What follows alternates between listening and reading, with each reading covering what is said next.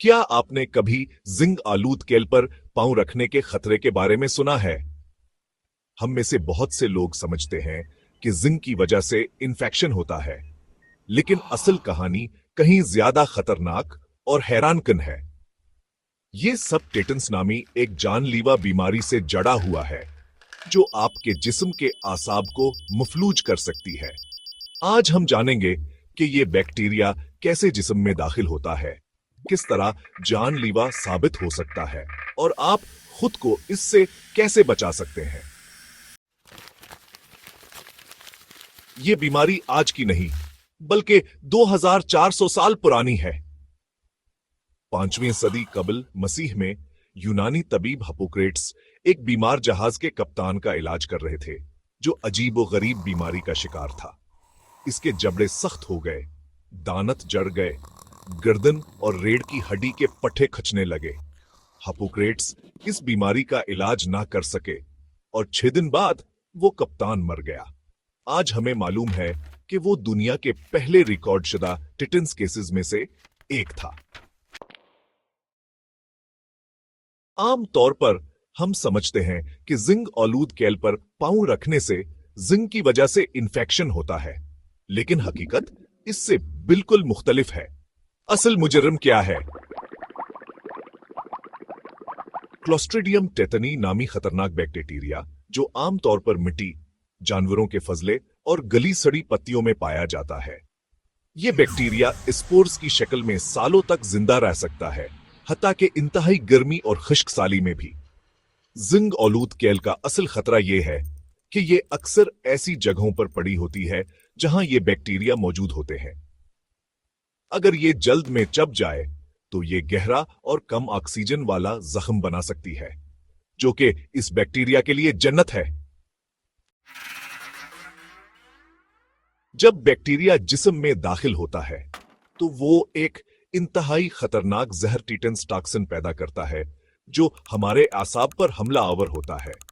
ये जहर दिमाग और रीढ़ की हड्डी के अंदरूनी न्यूरॉन्स को मफलूज कर देता है, जिसके नतीजे में शदीद पट्टों के खिंचाव शुरू हो जाते हैं। जबड़ा जकड़ जाता है, लग जाओ, निगलने में दुश्वारी होती है, पूरा जिस्म मरने लगता है, सांस लेना मुश्किल हो जाता है, और अगर फौरी इलाज ना किया जाए तो बेहतर घंटों के अंदर मरीज की मौत हो सकती है। पुराने वक्तों में इस बीमारी का कोई इलाज नहीं था, मगर आज हमारे पास जदीद मेडिकल साइंस के जरिए इसका मुअस्सर इलाज मौजूद है। अगर इन्फेक्शन हो जाए तो इलाज किया जाता है। जख्म की सफाई और एंटीबायोटिक दवाइयां, टेटन्स एंटीटॉक्सिन जो जहर को बेअसर करता है, मस्कल रिलैक्सेंट और वेंटिलेटर, ताकि सांस लेने में मदद मिले। लेकिन सबसे बेहतरीन तरीका एहतियात है। टेटन्स से बचाव कैसे मुमकिन है? टेटन्स वैक्सीन लें। यह वैक्सीन 1920 में इजाद हुई और आज दुनिया भर में लाखों जिंदगियां बचा रही है। बच्चों को 2 माह की उम्र से लेकर 12 साल की उम्र तक वैक्सीनेशन कोर्स मुकम्मल करवाना जरूरी है। लेकिन अफसोसनाक हकीकत यह है कि हर साल 20,000 से ज्यादा नौमौलूद बच्चे टेटन्स की वजह से मर जाते हैं, खास तौर पर इन ममालिक में जहां वैक्सीन तक रसाई महदूद है।